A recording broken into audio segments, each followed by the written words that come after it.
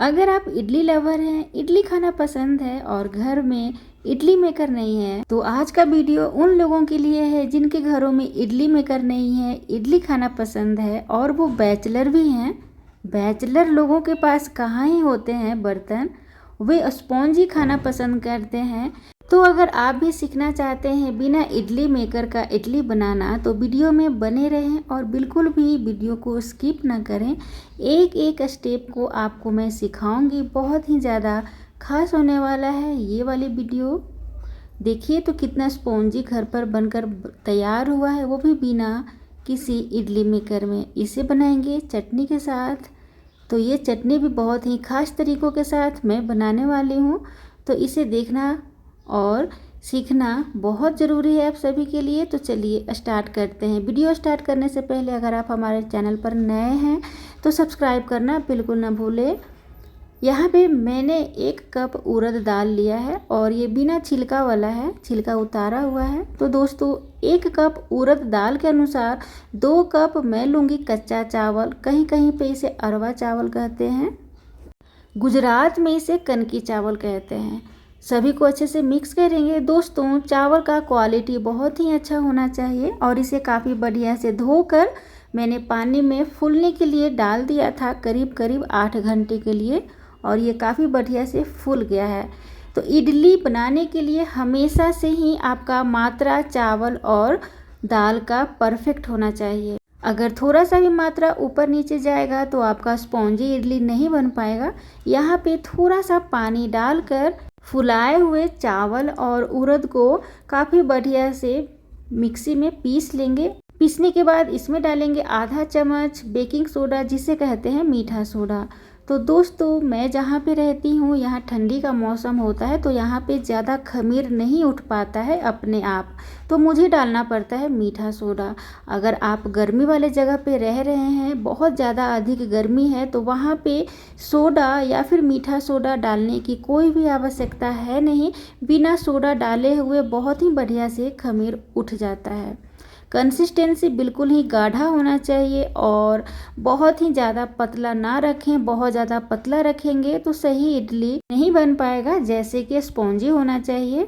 अब देखिए 8 घंटा हो चुका है और 8 घंटे के बाद ये और भी ज़्यादा गाढ़ा हो गया है और थोड़ा सा ये हल्का सा इसमें खमीर भी उठना स्टार्ट हो गया है। तो अब इसका इडली बनाते हैं। दोस्तों एक बात का ध्यान रखिएगा, हमारे यहाँ बहुत ज़्यादा गर्मी नहीं होने के कारण खमीर कम ही उठता है, इस बात का भी ध्यान रखिएगा। चलिए हम आज सिखाने वाले हैं आप सभी को बिना इडली मेकर का। तो इसके लिए सबसे पहले आपको एक पतीला लेना है। पतीला में आधा पतीला पानी भर देना है। बहुत ज़्यादा कम पानी ना रखें और बहुत ज़्यादा भी पानी ना रखें, बिल्कुल ही आधा रखना है, ताकि खोलते खोलते ये पके और पानी का मात्रा कम ना हो। जब पानी इसमें रख देंगे तो इसमें डालेंगे एक कॉटन का कपड़ा, जैसे कि मैंने यहाँ पे हैंकी रखा है, साफ़ सुथरा आप कोई भी कपड़ा रख लीजिएगा, ले लीजिएगा और इसके ऊपर बॉटम में बढ़िया से बांध लीजिएगा और बहुत ही टाइट बांधना है कपड़ा को खींचते हुए। कपड़ा अगर आप ज़्यादा अच्छे से खींचेंगे, टाइट रहेगा, तो बहुत ही अच्छा से आपको बन जाएगा। और साइड साइड से इस तरीके से आपको धागा और कपड़ा भी काफ़ी बढ़िया से हटा लेना है, ताकि जब हम इसे गैस ऑन करें और गैस पर रखें तो कपड़ा जले नहीं। तो बस आंच को तेज़ रखना है और भाप आने का इंतज़ार करना है। तो कुछ इस तरीके से देखिए भाप आना शुरू हो गया है। तो बस जब भाप आना शुरू हो जाए तो इडली का बैटर इस तरीके से ले लेना है और जितना बड़ा छोटा आपको खाना पसंद है या फिर बनाना पसंद है, उस अनुसार आप चम्मच से 1 चम्मच 2 चम्मच डालकर बिना फैलाए हुए इस तरीके से तेज़ आंच पे पकाना शुरू कर दीजिएगा ढक कर। तो एक तो मैंने कपड़े पर बनाना आपको सिखाया, दूसरा मैं सिखा रही हूँ यहाँ पे छोटी छोटी कटोरियों में। अगर आप कटोरियों में बनाना चाहते हैं, आपके पास अगर इस तरीके से कटोरी है, तो आप कटोरी में थोड़ा सा तेल लगा लीजिएगा। मैंने यहाँ पे घी लगाया है, थोड़ा सा कटोरियों में अच्छे से लगा लिया है, ताकि जब इडली बनकर तैयार हो तो इसे निकालने में कोई भी दिक्कत ना हो। और थोड़ा थोड़ा घी लगाने के बाद या फिर तेल लगाने के बाद थोड़ा थोड़ा इडली बैटर को डाल देना है है कटोरियों में, और बहुत ज़्यादा नहीं डालना है आपको। देखिए कुछ इस तरीके से मैंने ना जगह छोड़ दिया है, 1 से 2 इंच मैंने छोड़ दिया है, ताकि फूलने का भी जगह होना चाहिए। जब ये पककर तैयार होगा तो अपने आप फैल कर ऊपर आएगा। और कढ़ाई में मैंने पानी डाल दिया है, पानी के ऊपर मैंने स्टैंड डाल दिया है ताकि अच्छे से स्टेबल हो पाए कटोरियाँ, और उसके ऊपर रख कर कवर कर दिया है। वो भी धीरे धीरे पक रहा है। यहाँ पे हमारा इडली भी बहुत ही बढ़िया से पक चुका है। नाइफ़ थोड़ा सा अंदर आप इंसर्ट करके चेक कर लीजिएगा कि हमारा इडली पका है कि नहीं, और जब नाइफ़ में ना चिपके तो समझ जाइएगा आपका इडली बहुत ही अच्छा से पक चुका है।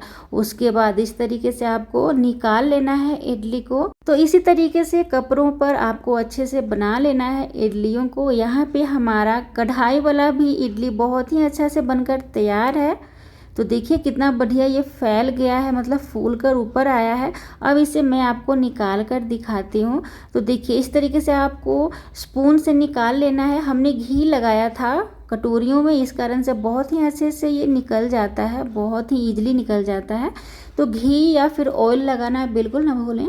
और इस तरीके से आप चाहें तो कुकर में भी बना सकते हैं, कढ़ाई में भी बना सकते हैं, छोटे छोटे पतीलों में भी बना सकते हैं। बस आपको स्पेस का ज़रूरत होना चाहिए। और इस तरीके से आप सभी इडलियों को बनाएं। तो देखिए कटोरियों वाली हमारी इडली बहुत ही अच्छे से बनकर तैयार है, बिल्कुल ही स्पॉन्जी है।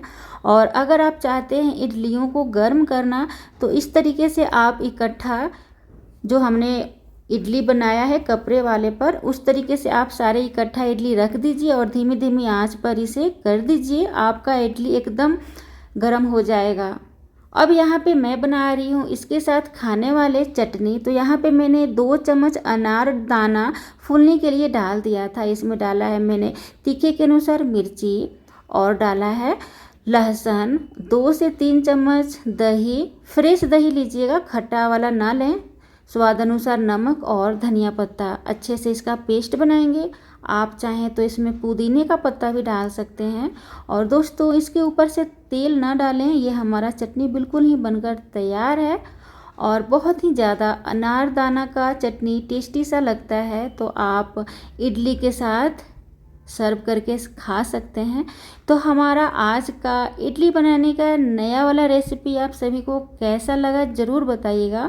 और आपको मैं इसे तोड़ कर दिखाती हूँ कितना स्पॉन्जी सा ये बनकर तैयार हुआ है। तो अगर आपके घरों में इडली मेकर नहीं है, अगर आप इडली खाना पसंद करते हैं, बच्चों को खिलाना पसंद करते हैं, क्योंकि ये बहुत ही ज़्यादा हेल्दी होता है, झटपट से बन जाता है, तो आप इसे बिल्कुल बना सकते हैं। तो देखिए कितना बढ़िया सा हमारा इडली बनकर तैयार हुआ है। तो आप भी ज़रूर बनाएं, एंजॉय करें। Thank you.